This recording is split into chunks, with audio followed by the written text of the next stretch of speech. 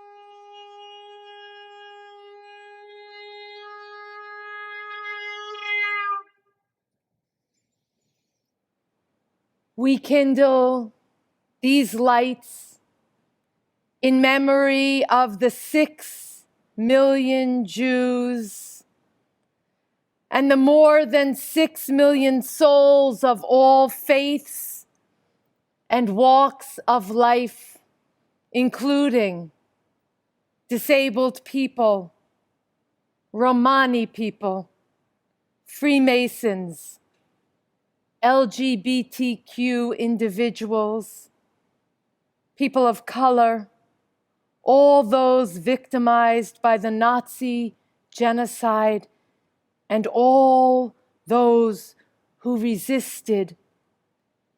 May the memory of the righteous be for a blessing.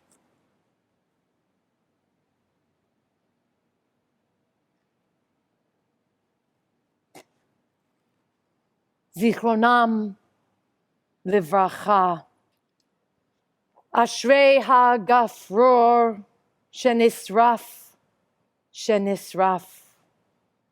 Blessed is the match, consumed in kindling flame. Blessed is the flame that burns in the secret fastness of the heart. Blessed is the heart with the strength to stop its beating for honor's sake. Blessed is the match consumed in kindling flame. This candelabra with 7 flames lit for the 6 million of our people and the 6 million souls of every walk of life.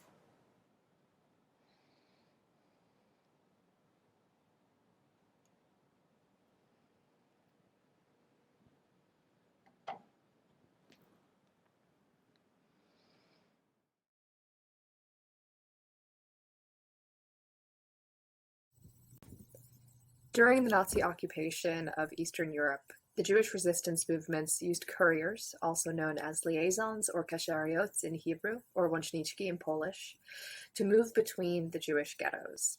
Tonight we will be honoring their memories and learning from their experiences.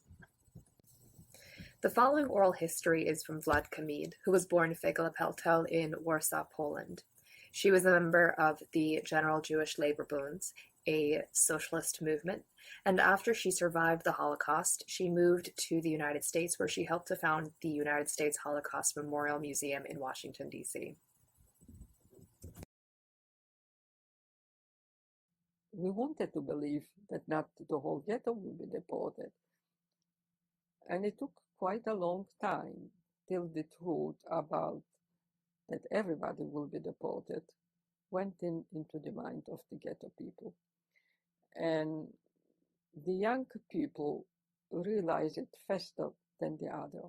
The young who were organized and who start to get the news from other couriers from other places, what is taking place in the Lublin section, what is taking place in Cologne, what is taking place in other parts.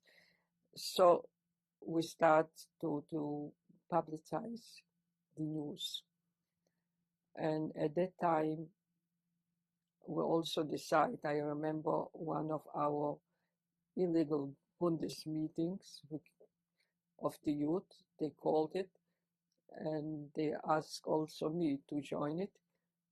And all kind of work was distributed, the illegal work.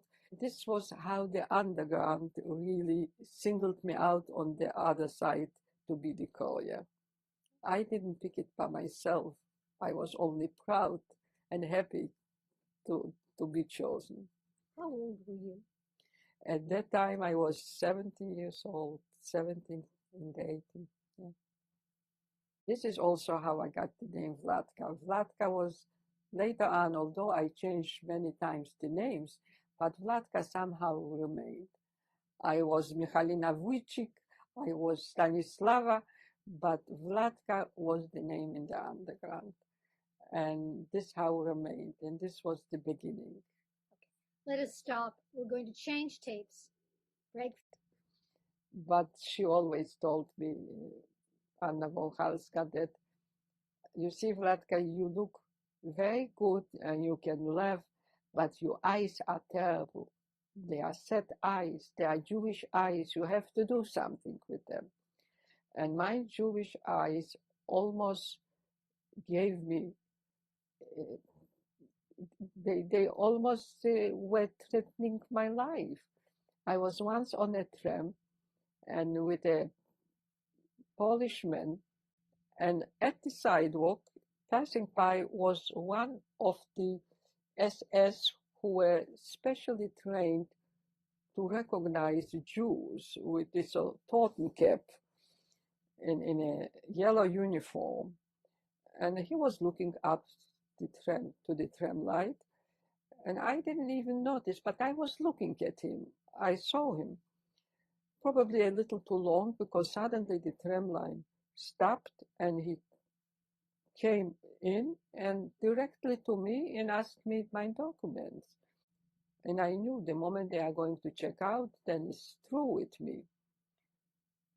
So I started to ask him, why do you take me out? He didn't want to admit why. You will see. And I started in all ways. Inside, I was terrible, terrible. But outside my face, I played a role. I started laughing and I started, tell me why. Finally, he said, because you look Jewish. So I laughed even more. How can you say I look Jewish? That for generation I am here in Poland. And he said, but your eyes are Jewish. And the Jewish eyes were really sometimes for me a threat. I was frightening. So I said, how can my eyes be Jewish? I was laughing. I said, maybe I made a mistake. So can I have back the papers? Yes, he gave me back the papers, and I jumped on a tram light passing by to be in time for work. So this is how my eyes almost gave me out as a Jew. I don't know why. The sadness remained in them. I couldn't control it. But my mother said it, in a assessment said it. So probably somehow it was. But nevertheless, I didn't have too much trouble with Poles. While joking and talking, my language in Polish was quite fluent. and being young, so I was on all kinds of missions sent by the Jewish underground because of my outlooks and also of control. I would say I did control myself. I behaved outside as a Pole, although inside I was frightened and upset and concerned, but outside I was controlled. They gave me a place where I bought 10 pounds, I would say. It was of dynamite. And also I made the contact with the ghetto through telephone, certain codes, that I will be in this particular place, and they have to wait for me, and I will smuggle this into the ghetto. And this is how it goes. The Aryan side was always in contact through telephone from certain places with our people in the ghetto. And we notify them through different ways when we are going to smuggle in, what time and what place. So the police was bright and the smuggle was going on, and I came there with my package in greasy paper that it should look like butter. And I paid the foreman, and I was one of the smugglers, one of the Polish girls.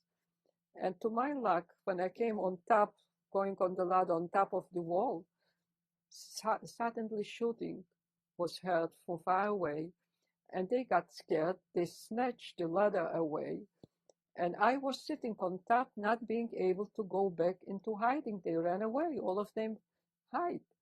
And I was with my package on top of the wall, and the shooting got closer, and I was sure that this time I am done. I didn't see anybody on the Jewish side, and I didn't see anybody on the other side, and I on top. I didn't know what to do. I was afraid to jump. I was afraid that maybe dynamite can blow up. I didn't know even if it can. I didn't know too much about dynamite. But suddenly, from the Jewish side, two of my colleagues from the Jewish underground saw me, came running to the wall. They made a human ladder, and On the right is Vladka Mead's identification card from when she was passing under the name Stanislava Wachalska. Vladka's oral history makes several points about how couriers like herself operated during the Holocaust. The Nazi occupation of Eastern Europe segregated Jews from non-Jews, but it also cut Jews off from each other. The ghetto walls isolated Jews from news, information, supplies, and assistance that could help them survive. Under Nazi racial ideology, race was understood as a biological fact, expressed through both physical appearance and personal character. The couriers were responsible for first bringing news of the Nazi plan for genocide to cities like Warsaw, Białystok, Kraków, and Kovna from Vilna, and thus they played a key role in mobilizing Jewish youth organizations into local resistance movements. These resistance movements then sent individuals outside the ghetto walls to smuggle weapons, communications, food, and people. This was dangerous work, and getting caught could mean imprisonment or death. Couriers traveled with false papers, disguised as non-Jews. They had to rely on forged permits and often had to bluff their way through police inspections, document checks, and border controls. They were always at risk of being unmasked, and their lives were always at stake. On a daily basis, they exercised incredible bravery, quick wits, and nerves of steel. Couriers were almost always young women and girls in their late teens and early 20s. There's a few reasons for this. First of all, there were multiple popular Jewish youth movements at the time, like Hashomer Hatzair, the Bund, and others, that mounted the main resistance movements in the ghettos. Boys and men were seen as more suspicious if they were walking about, and they were more likely to be stopped and questioned by police. They were also easily identifiable as Jewish if they were circumcised. But it was normal for girls and women to be walking about, not at work. In many Jewish communities at the time, it was also more common for families to send their sons to religious Jewish schools, which were more expensive, and to send their daughters to public Polish schools. Here, their daughters learned to speak Polish without a Yiddish accent, and they became attuned to the subtle norms of Polish culture. This made it significantly easier for them to pass as non-Jewish. In some cases, girls with lighter hair, eyes, or skin might be selected as couriers, because this was seen as a more typically Aryan look, although this was not always the case. Ultimately, the couriers were critical to the work of the resistance movements. Eva Fullman was another courier who was active in the Dror youth movement, and she served as a courier for multiple cities. She was 15 when the war broke out, and she survived the war and gave one of the earliest testimonies at the Jewish Historical Institute in Warsaw.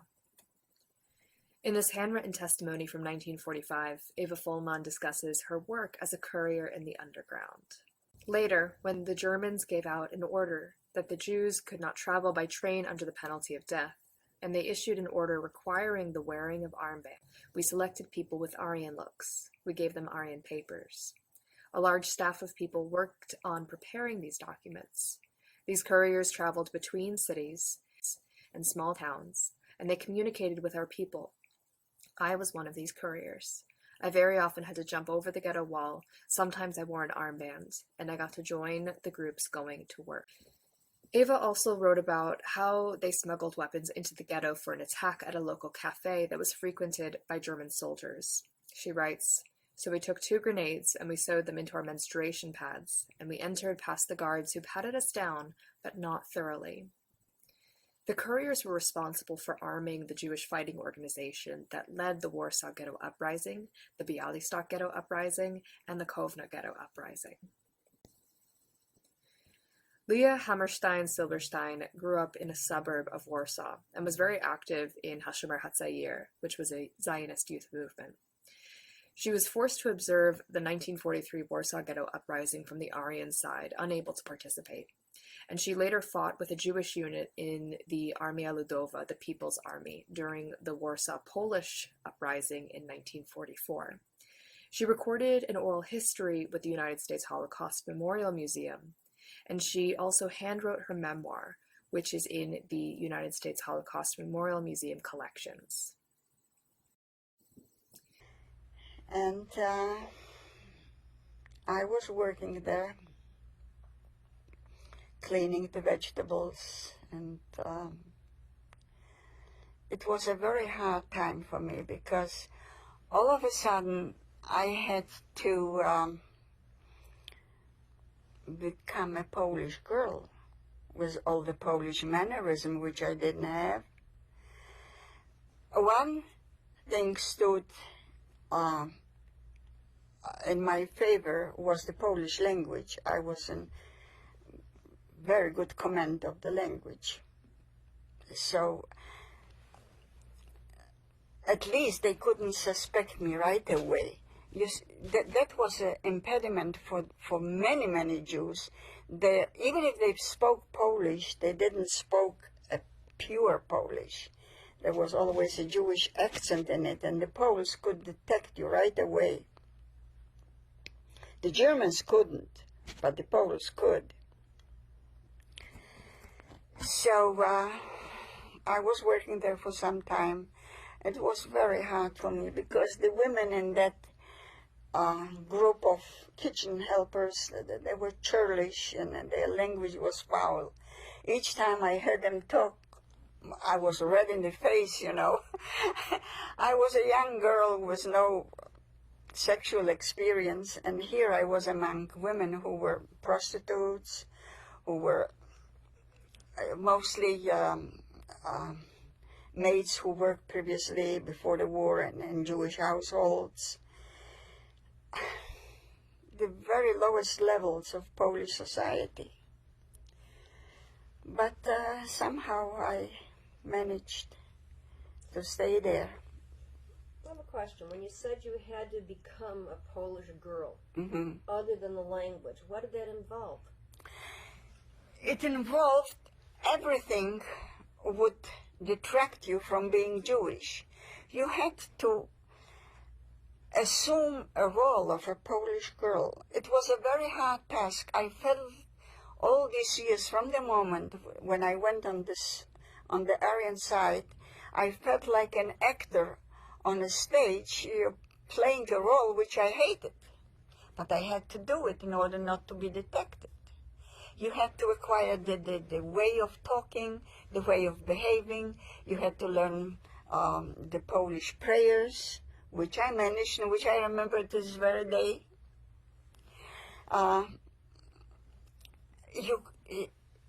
You had to hide your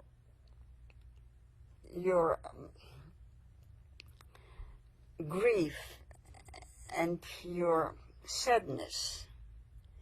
You had to be frivolous. You had to be, like other Polish girls. I just had to simulate the behavior of the Polish girls. And I had good examples in front of me. And still I was detected by one of the girls. And she denounced me to the German. When we came for our weekly pay, she said to the officer, "This is a Jew." And the German asked me, "Are you Jude? Are you Jewish?" I said, "No." I said, "She is." So, he understood that it was a joke, and besides, he was a simple clerk. It wasn't his task to hand the Jews. He took it like, like a bad joke or a good joke, I don't know. He didn't make anything out of it. When you were working amongst these people, did you hear anti-Semitic remarks? Did they talk about the situation in the Jews? Sure, they were talking about it.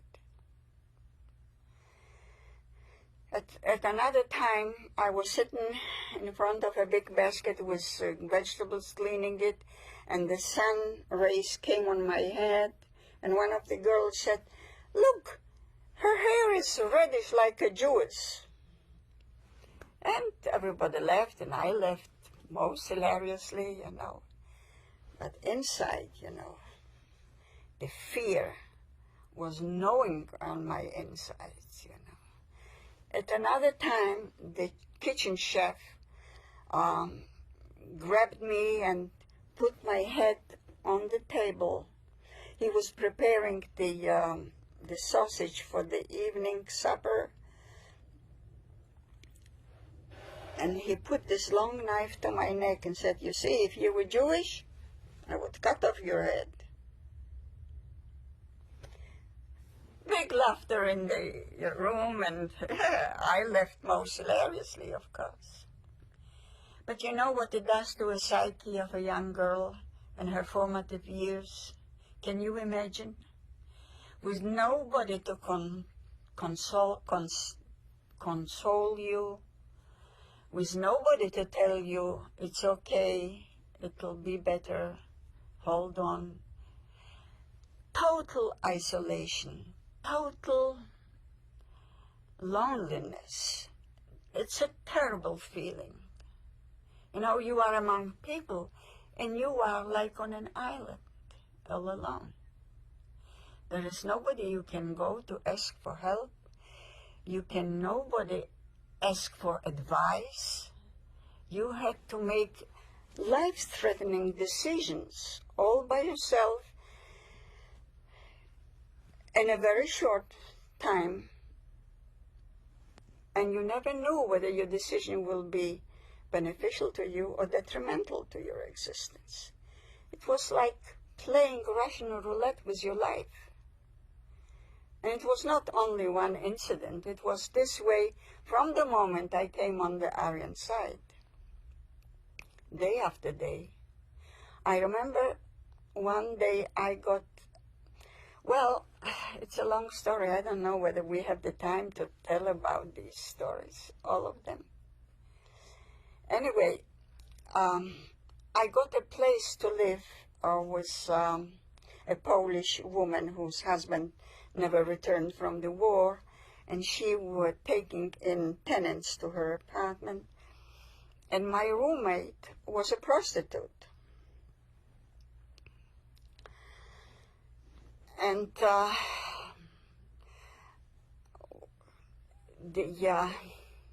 it was a very difficult time for me.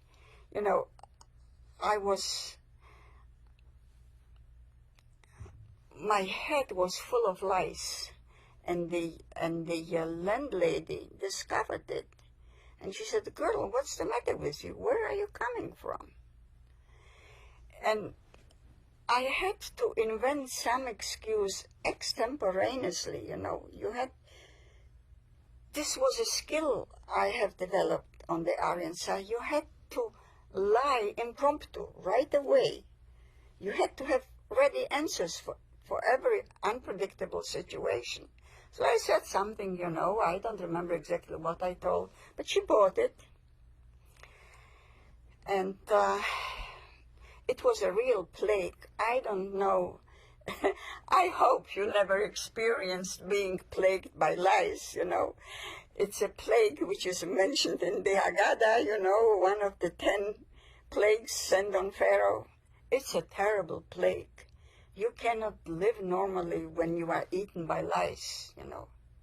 And even if you wash your hair, you take out, you comb out the lice, there are nits on your head, and they develop next day into lice. And I understood I have to get rid of it. I didn't know how. And one day, by chance, I went to a hairdresser. It was fashionable at that time that young girls were curling up their hairs with permanent, It was a fashionable thing.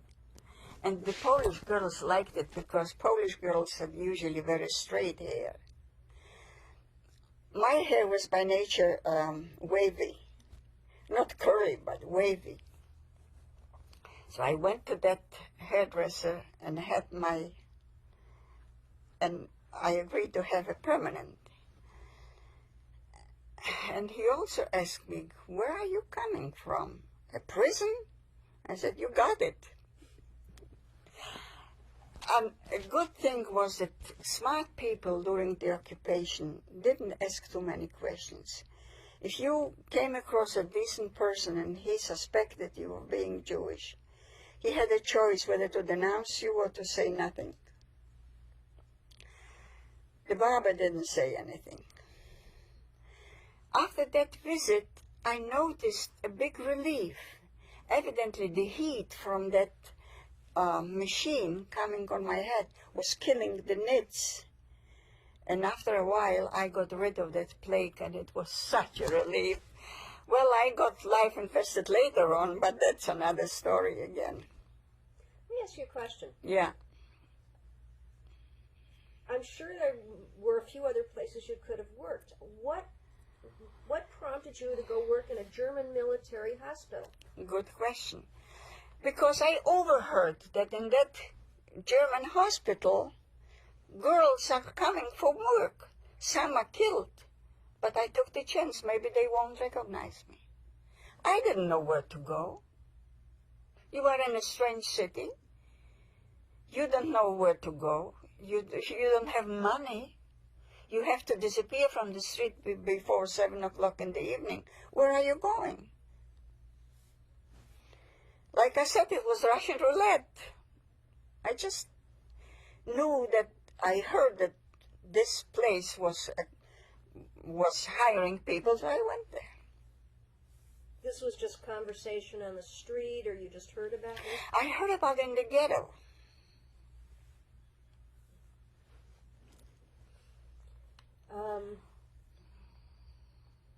So how long did you work there? I worked there from about November 42 till March 43. Oh, wow. What else happened there? While I was working there, well, one thing is that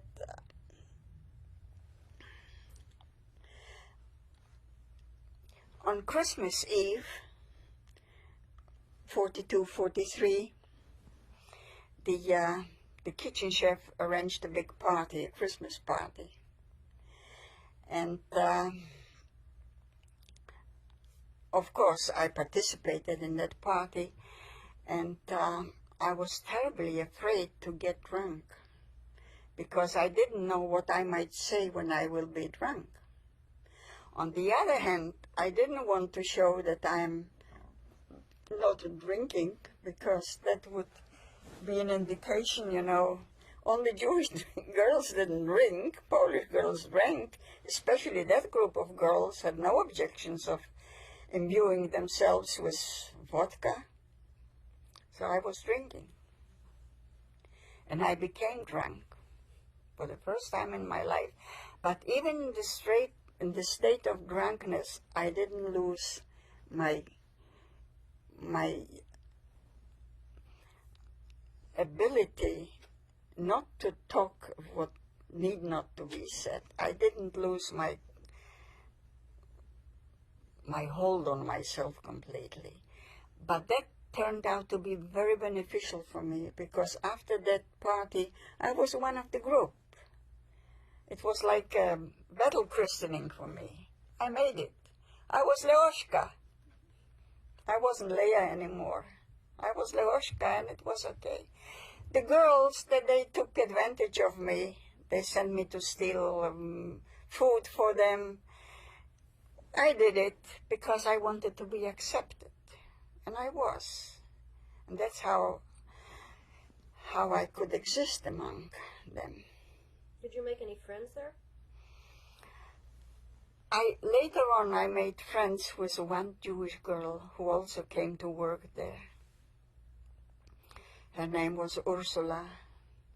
And from the moment she came to work, I suspected her of being Jewish, because, you know, you had a sense of distinguish right away your own people. And to prove that she is Jewish, one day when we went down to the cellars to pick up the potatoes or vegetables, I started to hum the Jewish national anthem, the Hatikva. And I figured if she's not Jewish, she won't react to it. But if she is, she might. And she did. And we became friends. And it was very beneficial for me, because her sister, who was a married woman already, was hiding with her husband on the Polish side in Krakow. And she used to take me to them, so that was the first honest human contact that I could have after I left the ghetto. And it was a big relief.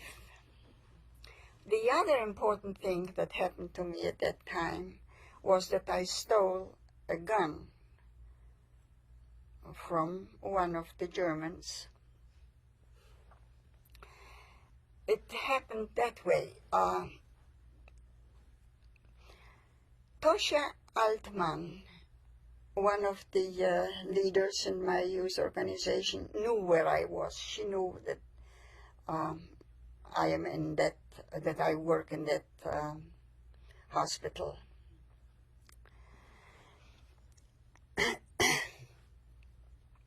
And evidently other members of the organization knew. So one day on my way from work to the place where I lived, I met one of our members. His name was Tadek Tuvia Scheingold, was his real name. And we knew each other from the ghetto in Częstochowa. He was one of the escapees from the Warsaw Ghetto. And he stayed in the Tarnów Ghetto. He came, he was purposely waiting for me.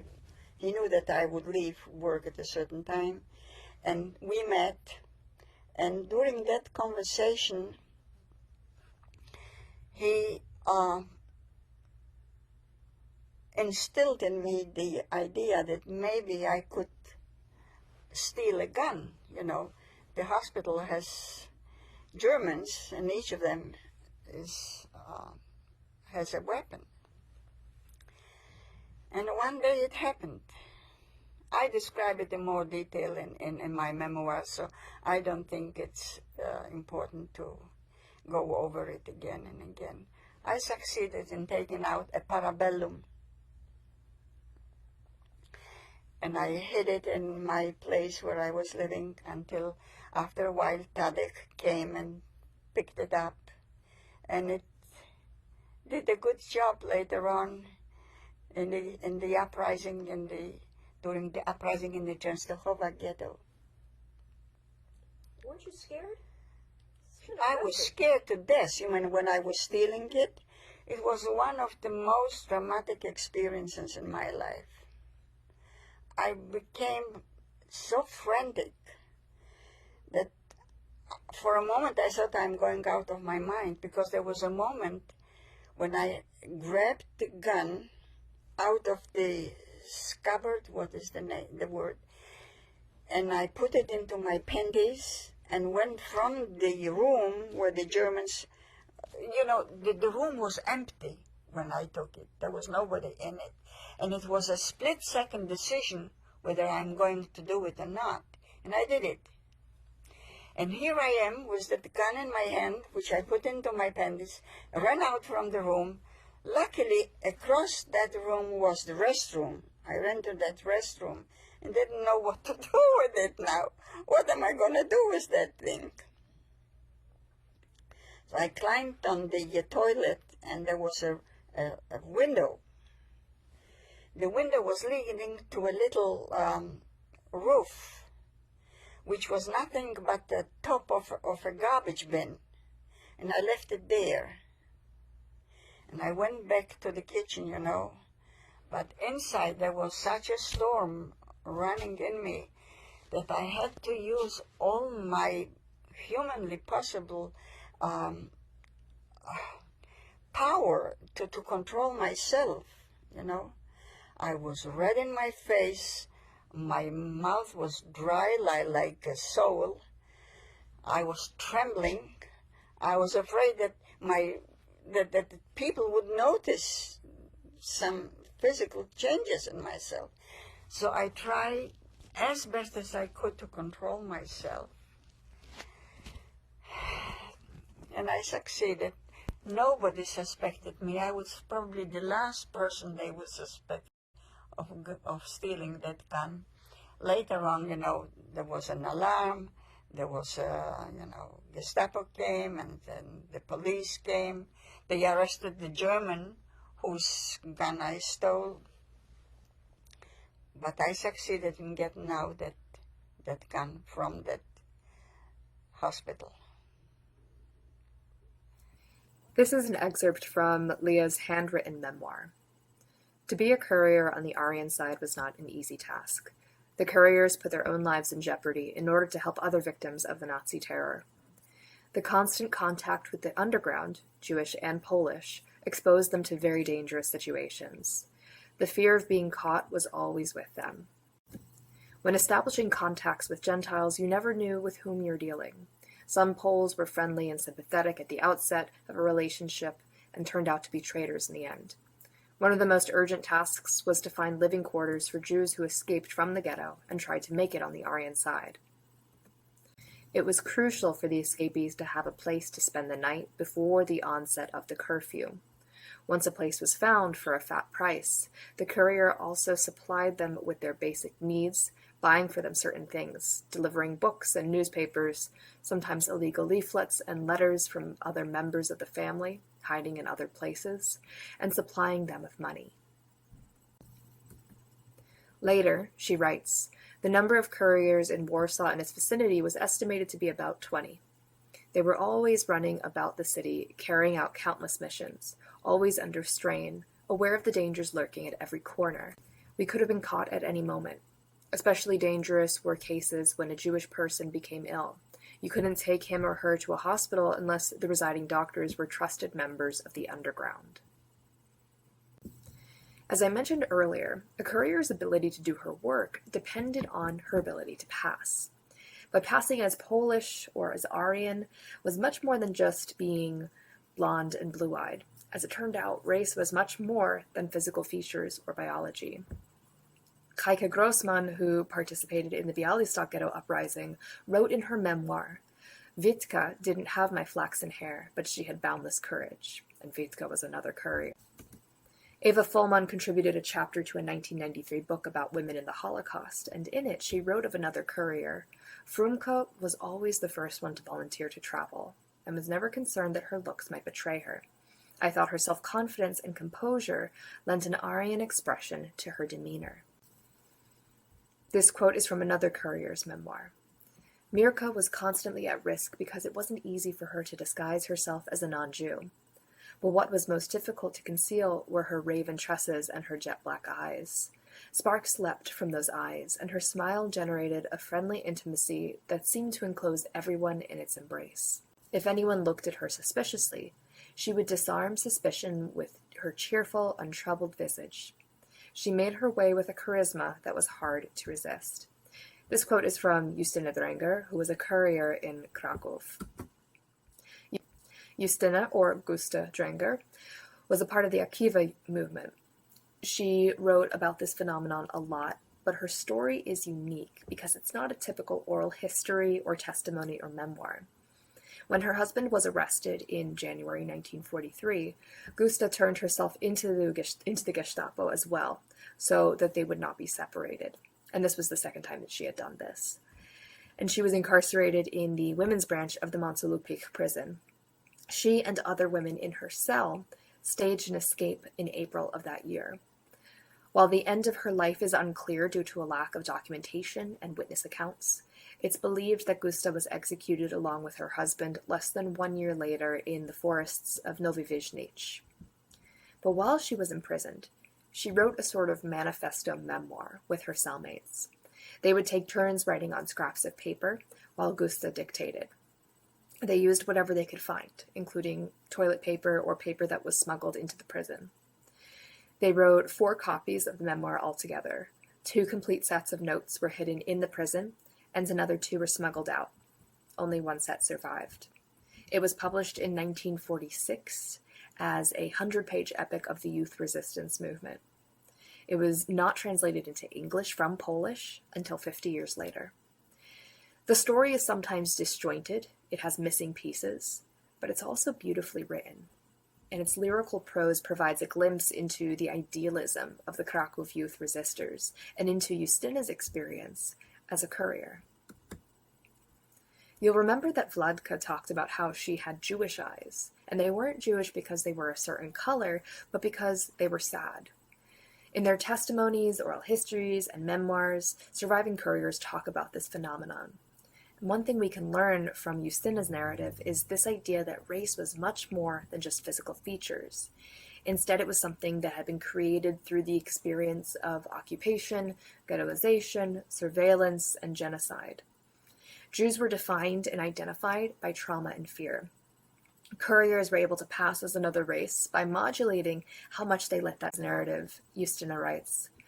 You could reveal your Jewishness in 1,000 small ways. Every anxiety-filled move, every step taken with a back hunched over from the yoke of slavery, every glance that bespoke the terror of a hunted animal, the entire form, the face on which the ghetto had left its indelible mark. You were nothing more than a Jew, not only because of the color of your eyes, hair, skin, the shape of your nose, the many telltale signs of your race. You were simply and unmistakably a Jew because of your lack of self-assurance, your way of expressing yourself, your behavior, and God knows what else. At your every step, they would look straight into your eyes, impudently, suspiciously, challengingly, until you would become entirely confused, turn beet red, lower your eyes, and thus show yourself to be undeniably a Jew. At another point in the book, she writes, no matter how dark that doorway, there will always be someone who notices that you stepped into it a Jew and stepped out as if you were a human being. Why as if you were a human being? Because to take off the armband successfully, you first have to regain your sense of human dignity. Without that, you are nothing more than a Jew without an armband. We can see from this quote that Justyna and her comrades felt that passing was about performing a sense of human dignity that had been stripped away from Jewish communities. This is confirmed in many other couriers' accounts of how they used their confidence and charisma to get through checkpoints or avoid the suspicion of Polish neighbors and German occupiers. The courier stories demonstrate how state-sponsored racism became internalized as a form of terror and fear. Race is a combination of something we're born with, our cultural heritage, our family, our community, but it's also something that is created and shaped through violence and trauma, and it's something that's historically specific. This also gives us an opportunity to think about how these systems may be at play in our contemporary moment. Dehumanizing practices like incarceration or the separation of families or the legislation of people's bodies, these can have lasting psychological effects. We will probably never know how many couriers there were, since their work required secrecy and so much documentation has been destroyed. In my research, I was able to identify 31 names. One of the things that makes researching these women so challenging is that there are often multiple ways to spell each of their names because of transliteration, and they also may have had nicknames or pseudonyms that they go by at different times.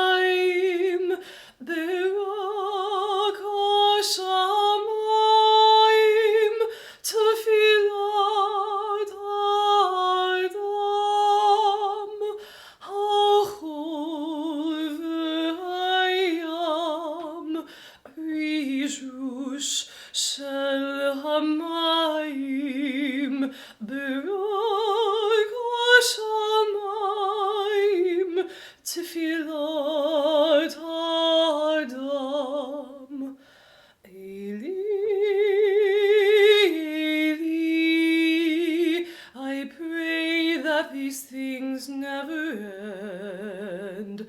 The sand and the sea, the rush of the waters, the crash of the heavens, the prayer of the heart, the sand and the sea, the rush of the waters, the crash of the heavens, the prayer of the heart.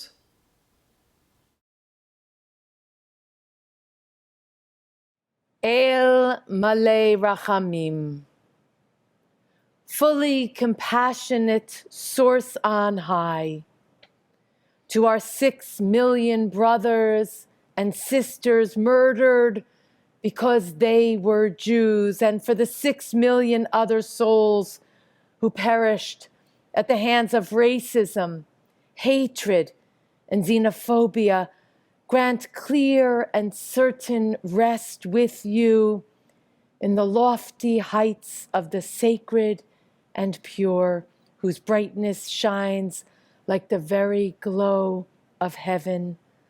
Source of mercy, forever enfold them in the embrace of your wings. Secure their souls in eternity. Adonai, they are yours. They will rest in peace. Ilmale rachamim, shochin bamromim, hamtzi menucha nechona, tachat kanfei hashchina.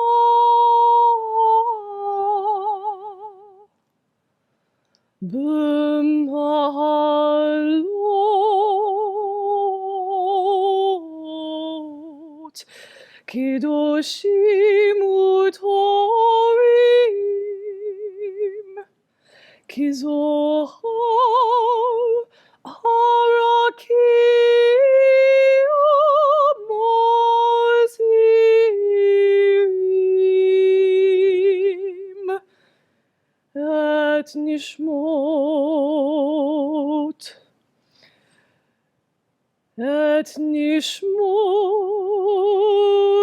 6,000,000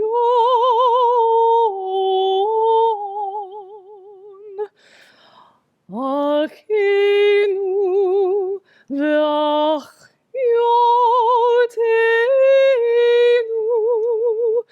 שנהרגו על קידוש השם.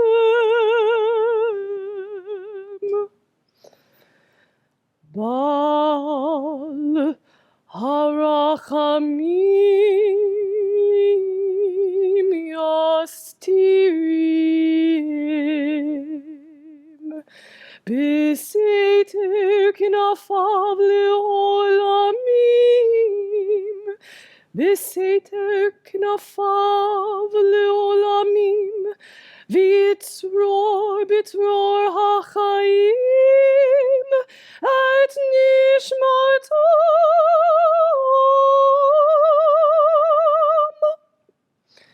אדוני הוא נחלתם, וינוחו בשלום על משכבם, ונאמר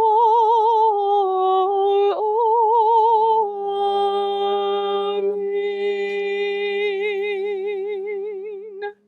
I am a Jew and will be a Jew forever, even if I should die from hunger. Never will I submit. I will always fight for my people. On my honor, I will never be ashamed of them. I give my word. I am proud of my people, how dignified they are. Even though I am suppressed, I will always come back to life. Franta Bas. Kaddish Yom HaShoah. Kaddish for those who perished in the Shoah.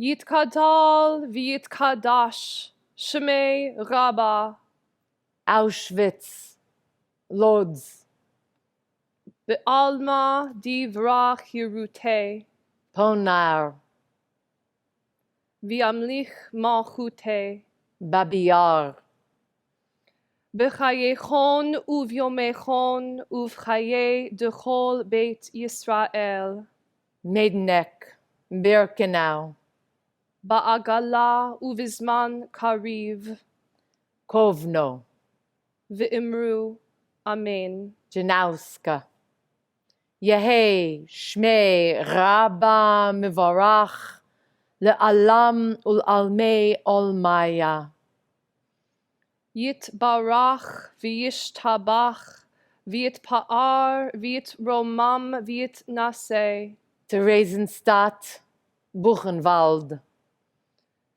v'yithadar v'yit'aleh v'yithalal Shemei Dekudashah Treblinka, Vilna, Birchu Bergen-Belsen, Le'ela min kol birchata v'shirata Mauthausen, Dachau, tush bechata v'nechemata da'amiran be'alma Minsk, v'imru Amen. Warsaw, Yehei Shlama Rabba Minshmaya, V'chayim Aleinu Ve'al Kol Yisrael, Ve'imru Amen.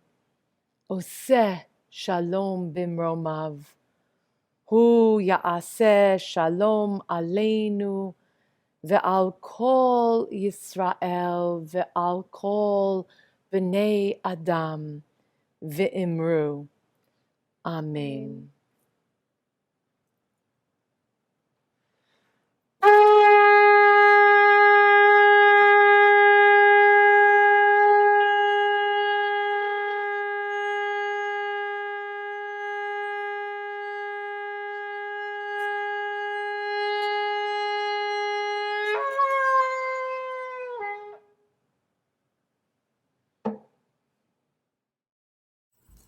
If you would like to learn more, the few surviving couriers were very diligent in writing their stories, many of which can be found in libraries and bookstores. You can purchase copies of Justina's narrative from bookshop.org, although some academic libraries may have copies.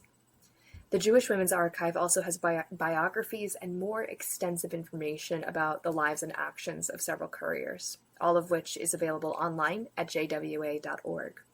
If you would like to watch Vladka or Leah's full oral histories, those and other related collections can be found at ushmm.org.